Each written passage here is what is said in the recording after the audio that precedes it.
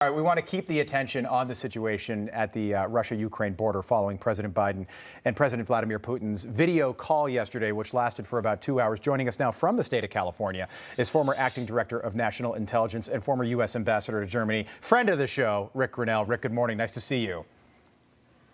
Rob, nice to see you, and Allison, good morning. Yeah, quite a way to start. Ric, before we talk about the phone call that was yesterday, I want to get your reaction as the former ambassador to Germany. Germany has a new chancellor this morning.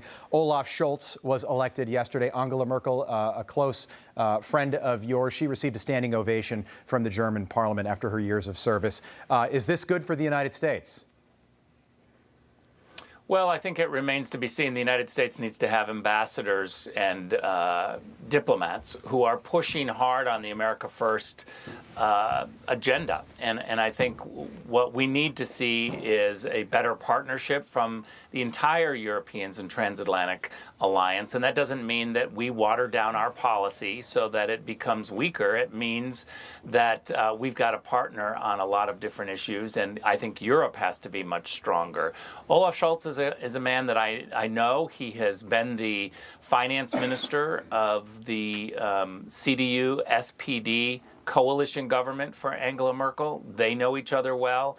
I actually like him. I think he is a solid politician, and I think that he cares about America. But we'll see. His party are a bunch of socialists. Right. And frankly, the party that he has is concerning, and now they're in a coalition with the Greens. And the Greens now, the Green Party of Germany, controls the foreign ministry and the defense ministry. Two women from the Green Party are running those two ministries, both of them very inexperienced. Yeah, also the end of an era with regard to Angela Merkel. She was very popular in Germany, of course, the biggest economy in Europe. So this is consequential. Let's talk about this phone call, and then we'll take a break, and we'll welcome you back and continue the conversation. I'm wondering what your general reaction was to this yesterday. We had Senator Marsha Blackburn on earlier in the program. I asked her the same question. If Joe Biden doesn't respond to any aggressive military action by Russia, does Congress need to act? Now, the senator didn't give me a clear answer. What's your take? Look, these are difficult situations, and I'm, not happy that we find ourselves after 11 months of the Biden administration being forced into a corner where it's a bad choice and a very bad choice. We should have been doing things differently over the last 11 months. But now what we are faced with is that the Biden administration has already handed Putin a mountain of leverage through that Nord Stream 2 pipeline. This was what Angela Merkel wanted before she left office. She got this gift from Joe Biden. Now Joe Biden has to deal with the Greens and the socialists in Germany.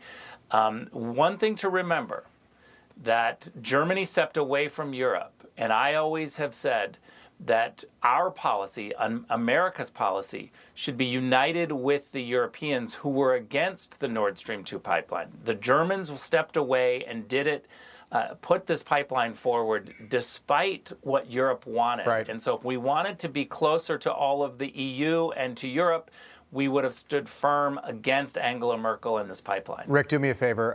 Hang out for a couple of minutes. Let's take a quick break. I have several more questions for you about this. I want to pick it up on the other side. Good to see you. That is former ambassador to Germany, Ric Grenell. We'll see him in just a moment. You're watching Wake Up America. We'll be right back. Welcome back into Wake Up America. I want to bring back in the former acting director of national intelligence and former ambassador to Germany, Ric Grenell. Ric, great to have you back on. Donald Trump did what Ronald Reagan did when it came to Russia policy. His strategy was peace through strength. What do you make of this wait-and-see approach that the Biden administration seems to be taking right now when it comes to Russia and Ukraine? Look, I can't help but think about the weakness. We've been talking about it a lot, but the message that the Biden-Harris team has been sending to the world, I mean, you just look at so many different situations, but let's also remember that Barack Obama and Joe Biden are the ones who oversaw a couple of problems that rewrote the borders for Europe. First of all, we know Crimea. They grabbed Crimea, and the borders of Ukraine were rewritten. That's always been a no-go area for the European leaders in Brussels, to say no rewriting of borders in Europe. But that happened, and they basically sat idly by. Let's also remember that the Barack Obama-Joe Biden team oversaw some disastrous situations in Syria and Libya, which created outpouring of immigrants into Europe where there wasn't vetting available. So what ended up happening there is Brexit. The EU lost a member because of the Barack Obama, Joe Biden, Angela Merkel lack of leadership. Putin knows this. Putin has been watching all of this. He sees exactly what's been happening in Europe. Yeah, Putin is he's the senior America. partner in this relationship. Vladimir Putin, people forget, he's dealt with 5 U.S. presidents. And I think to your point about the mixed messaging and bad policy that the Biden administration is sending Putin, think about it like this. And I'm curious which Biden Putin was dealing with yesterday. In the month of March, Biden called Putin a killer, but in June he called him a worthy adversary. So which Joe Biden was on display yesterday for Vladimir Putin?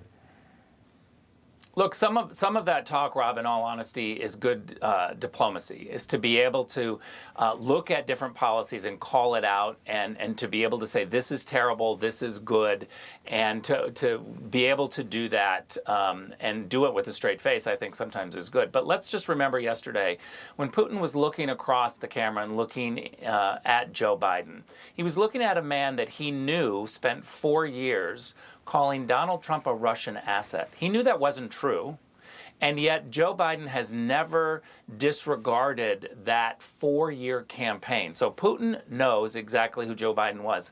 He also, President Putin was also looking across that table and looking at a man who last year, to win the election, said that Hunter Biden, his son, Hunter Biden's laptop was Russian disinformation. Putin knew that that wasn't Russian disinformation.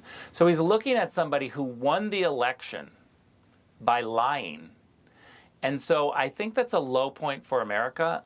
Putin knows. And for me, that is the theme of what's happening in Ukraine. It's happening in America. Yeah. Putin knows exactly who Joe Biden is. He's been working with him for a very long time. He knows that Joe Biden is not pushing America first, that he wants consensus with the Europeans. He wants to be loved by the world. And therein lies Putin's power. Ric Grenell, great having you on the show. Great points. The question now, what happens next? Good to see you again. Hope to see you again soon. Ric Grenell joining us. Stay with us. Hey, I'm Rob Finnerty. Thanks for watching. If you enjoyed this video, please join the conversation in the comments below. Don't forget to subscribe, too. Hit the bell icon to be alerted to breaking news. And remember, there's a whole lot more on Newsmax TV, America's fastest growing cable news network. Newsmax TV, we're real news for real people.